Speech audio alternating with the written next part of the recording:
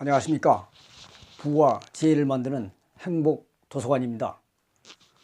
오늘 제가 말씀드릴 주제는 화폐개혁 어떻게 대처할 것인가 입니다. 주제가 좀 무겁습니다. 요즘 온 사회가 화폐개혁 논란으로 매우 혼란스럽습니다. 여기저기서 많은 질문이 오고 있습니다. 질문의 내용을 대체적으로 보면 화폐 개혁은 왜 하려고 하는 건지, 그리고 그 부작용은 무엇인지, 그럼 우리는 어떻게 대처해야 하는 것인지, 세 가지로 요약이 되는 것 같습니다. 그래서 제가 그동안 30년 이상을 금융기관에서 일한 경험을 바탕으로 해서 시청자 여러분의 이해와 판단을 도와드리기 위해서 본 영상을 올리게 되었습니다. 우선 먼저 화폐 개혁은 왜 하려고 하는가입니다. 그것은 형식적 이유와 실질적 이유로 나눠볼 수가 있습니다. 우선 형식적으로는 거래 및 관리가 편해진다는 것이죠. 화폐 가치가 떨어져서 거래 단위가 커지면 거래하고 관리하는데 아무래도 좀 불편이 있겠죠. 그 다음은 대외 국가 위상을 제고한다는 것이죠. 우리나라 원화와 다른 나라 통화의 그 교환 비율, 즉 환율이 높으면 원화 가치가 낮은 것이기 때문에 대외적으로 국가 위상이 좀 안 쓴다는 것이죠. 다음은 실질적 이유를 알아보면 지하자금을 양성화해서 그 자금이 실물경제에 투자되도록 해서 경기 부양 효과를 누릴 수 있다는 것이죠. 그리고 그 지하자금을 양성화하는 과정에서 세금을 부과하면 세수를 증대시킬 수가 있다는 겁니다. 지난 1962년 이때 화폐 개혁의 목적이 이 지하자금을 양성화해서 경기를 부양하겠다 하는 그 목적으로 한 것이죠. 그러나 결과는 그렇게 성공적이지 않았습니다. 지하자금이 양성화된다 하더라도 경제가 성장하고 발전할 전망이 보여야 투자를 하는 거 아니겠습니까? 경제가 실질적으로 발전이 되려면 총 생산이 늘어나고 그럼으로써 부가가치가 창출될 때 실질적 경제가 발전되는 것인데, 만약 이 자금이 부동산 투기 자금이나 또는 실물 자산, 이 자산 가격을 노리고 투자된다면 그것은 물가만 올릴 뿐이지 경제 발전에는 크게 기여를 못하게 되죠. 그래서 이 부분이 굉장히 논란이 많고 어려운 문제인 것입니다. 마지막으로 화폐 개혁을 하는 이유는 정치적 목적을 들 수 있겠습니다. 경제 실적이 안 좋아지고 국가 채무는 계속 늘어나고 지지 기반이 약화되면 정부 입장에서는 화폐 개혁이라는 카드를 쓰고 싶은 생각이 들 수도 있을 것입니다. 2019년도 1사분기 GDP 성장률이 마이너스를 기록했고 최근 3년간 국가 채무는 거의 140조 정도가 늘어서 770조 원이 되었습니다. 2019년도 국가 채무는 GDP의 40%를 넘을 것으로 예상을 하고 있죠. 사실 화폐 개혁을 하면 이득을 많이 보는 쪽이 누구겠습니까? 우선 채무가 많고 실물 자산을 많이 가지고 있는 정부가 가장 큰 수혜자가 되겠죠. 화폐 개혁을 1000대1로 시행한다면 국가 채무는 770조 원에서 1조 이하로 내려가게 되고 실물 자산 가격은 인플레이션이 일어나서 다시 상승을 하게 될 테니까요. 그 다음에 큰 수혜자는 대출을 많이 받아서 아파트나 부동산에 투자하신 분들이겠죠. 대출은 1000분의 1로 줄어들고 부동산 가격은 인플레이션이 일어나면서 다시 상승할 가능성이 높으니까요. 그러면 정부는 판단을 하게 될 것입니다.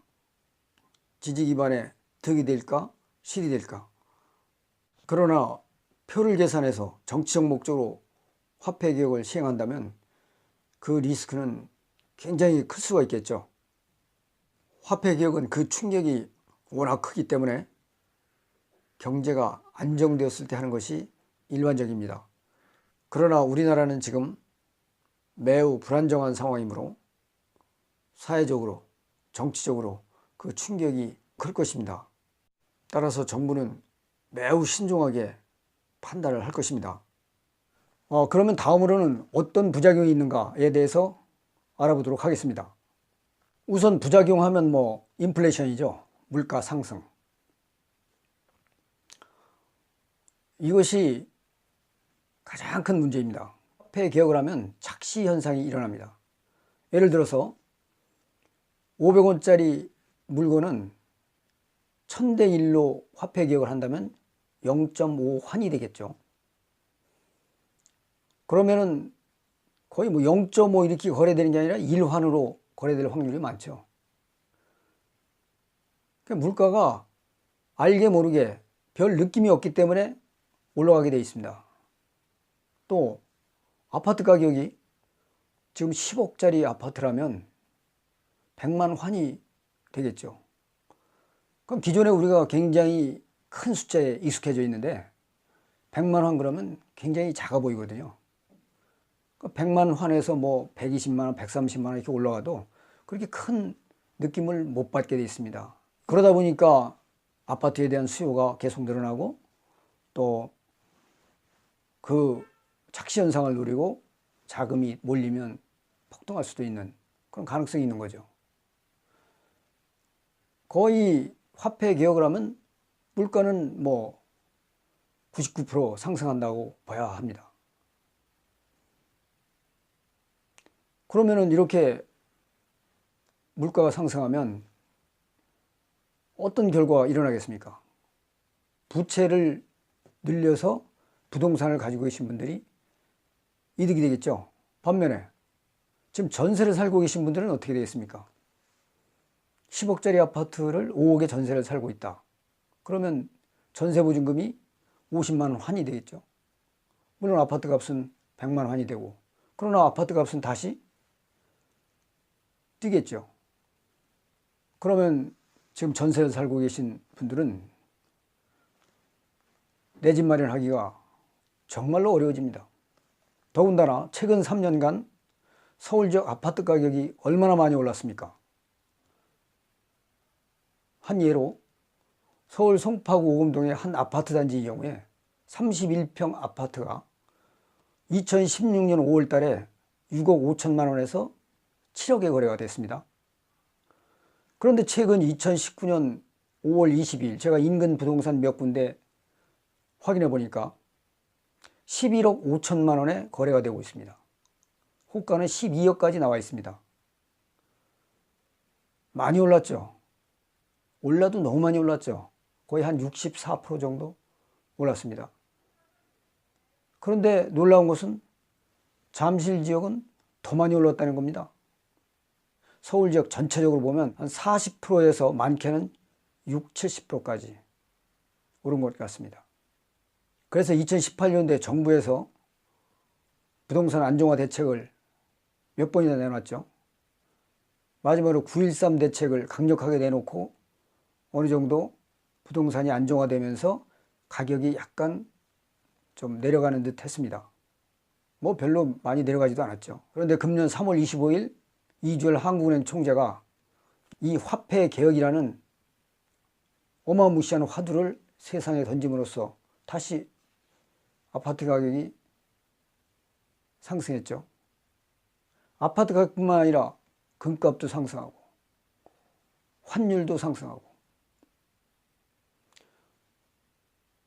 환율이 금년도 3월 달에 대략 1110원에서 1140원 정도를 왔다 갔다 했습니다.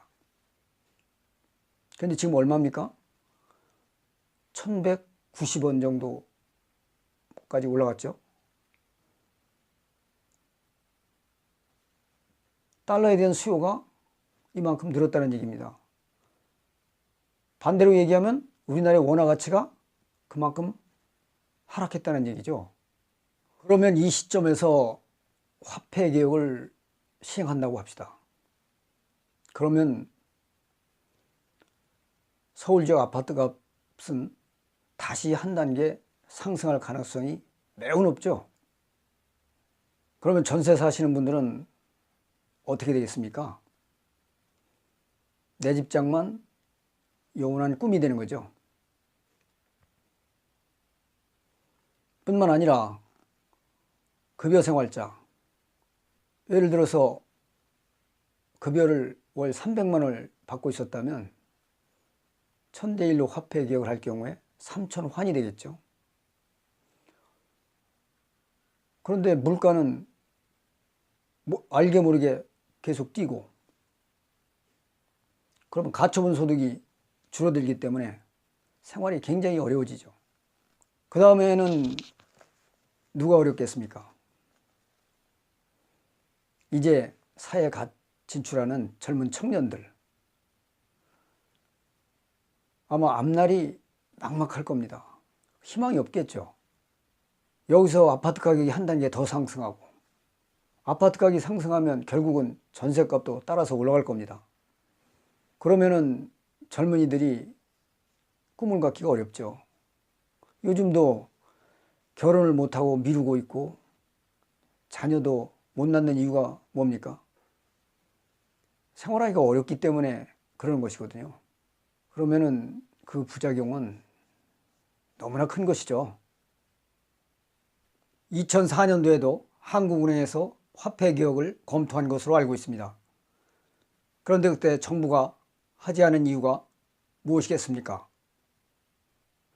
정부 입장에서는 하면은 물가가 오르고 그러니까 경제도 좋아진 것처럼 보이고, 또 정부 부채도 굉장히 줄어든 것처럼 보이고, 여러 가지 매력적인데 못한 이유가 서민 생활 안정, 물가 안정 때문입니다.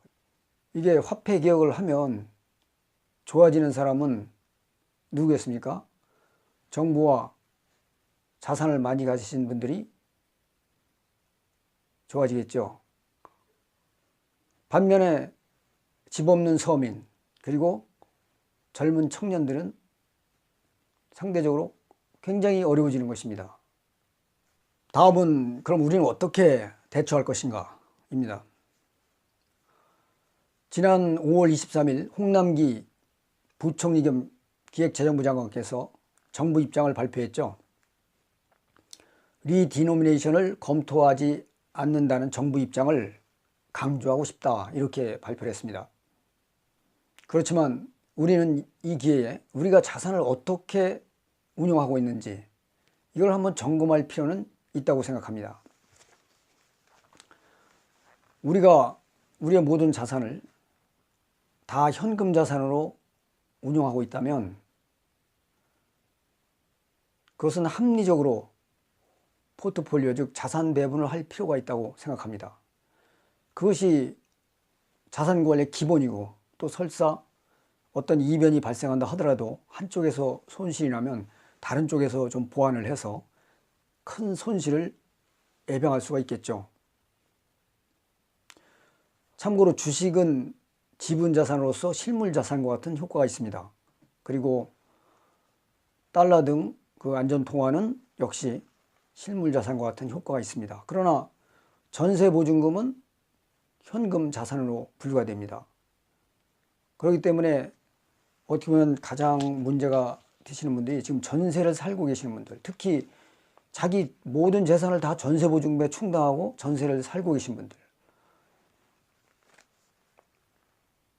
이런 분들께서는 전세 계약을 하실 때 반전세, 즉 일부는 전세로 하고 일부는 월세로 하고 이렇게 해서 반전세로 하시든지 아니면 전세 대출금을 좀 활용하셔가지고 내 자금의 일정 부분은 다른 자산에 좀 운용이 될 수 있도록 이렇게 조정하는 것이 좋지 않을까 생각이 듭니다. 그리고 월세를 사시면서 이 목돈을 준비하시는 분들, 그리고 이제 사회에 진출하는 젊은 청년들, 다 목돈 마련하기 위해서 이제 저축을 하시는데요. 요즘에는 금융기관의 상품이 굉장히 다양하게 있습니다. 부동산에 투자하는 상품, 또 주식에 투자하는 상품, 외국 통화에 투자하는 상품, 또 이렇게 종합해서 다양한 투자 상품이 있습니다. 그래서 어디에 투자되는 상품인지를 확인하고 우리가 간접적으로 우리 자산을 적절한 자산 배분이 이루어질 수 있도록 이렇게 조정해서 운영하시는 것이 좋다고 생각이 됩니다. 그래서 내 자산이 특별한 이변이 발생되더라도 그냥 앉아서 손해를 보는 그런 일이 없도록 해야 하겠습니다. 우리가 제일 중요한 게 화폐 가치입니다. 즉 물가죠. 물가가 오른다는 것은 화폐 가치가 떨어지는 것입니다. 그리고 마찬가지로 환율이 오른다는 것은 역시 우리 화폐 가치가 떨어지는 것이에요. 월급이는 그대로인데 화폐 가치가 떨어지면 결국 그 내 돈을 가지고 구매할 수 있는 구매력이 떨어지는 것이거든요. 즉 가처분 소득이 떨어진다는 얘기입니다. 그러면 그냥 앉아서 엄청난 손해를 보는 것이죠. 이래서 이 물가 상승이라는 게 너무너무 무서운 거고 화폐 가치가 떨어지는 것이 굉장히 서민 생활에 영향을 주는 겁니다. 이렇게 어려운 때일수록 우리는 스스로 공부하고 노력해서 우리가 현명한 판단과 선택을 할 수 있도록 그 힘을 키워야 된다고 생각합니다. 시청자 여러분께서 안정되고 행복한 삶을 만드셨으면 좋겠습니다. 오늘은 여기까지입니다. 도움이 되셨는가 모르겠습니다. 제가 60이 넘어서 유튜브에 영상을 올리려고 하고 있습니다. 오늘 두 번째 영상을 올리고 있습니다. 제가 그동안 살아오면서 배우고 경험한 것을 바탕으로 해서 여러분들이 보다 지혜롭고 행복한 생활을 만드실 수 있도록 좋은 영상을 만들어서 올리는 것이 제가 나이 들어서 할 수 있는 가치 있는 일이고 또 사회에 기여하는 일이라고 생각을 했습니다. 제 영상이 편집은 좀 서툴러도 제 진심을 담아서 여러분께 올리도록 하겠습니다. 여러분의 많은 관심과 성원을 부탁드리겠습니다. 지금까지 경청해 주셔서 고맙습니다.